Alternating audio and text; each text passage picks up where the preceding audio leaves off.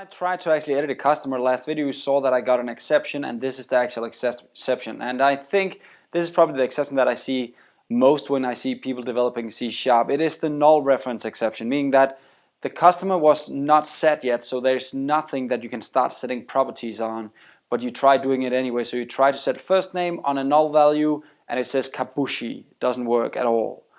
And the problem is pretty much that we're not validating that we're actually getting a customer back when we try to edit a customer. So maybe we should try instead to kind of give a warning message and just print out, I didn't find a customer, you can't edit something that I didn't find. So let's shut down the program and let's try and make that work. What I want to do is pretty much just make an if statement right here and say if customer not null, so if the customer does not exist, I want to do something else. But if the customer is not null, meaning that I found a customer, then I'm going to set all his values, right? And if the customer doesn't exist, so I'll make an else statement right here. That was a weird E. There we go, else statement.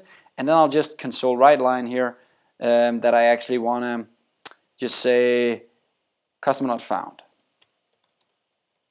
Like this. And now we could start making this better with a loop and stuff like that.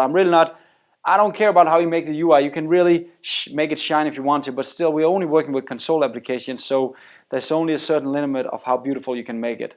So let's try and run this again and see if we can actually make it work with the edit now. So I'll do a for, and I know my customer 2 exists, so I'll do first name will now be Billy, Basum, Booty Wugwa. There we go. And if I list customers now, Billy is fine, so that still works. And let's try now to edit a customer that doesn't exist, kind of maybe 3 here.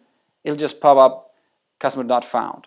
And what do you want to do again? So we made it work. Now we actually don't get that error anymore. What if we do a tree? Let's try and do a tree actually, which will be deleting a customer and putting a wrong ID. We're getting another null reference exception because we're trying again to use a customer that doesn't exist. This is just me not considering all the consequences that could come by not having a customer.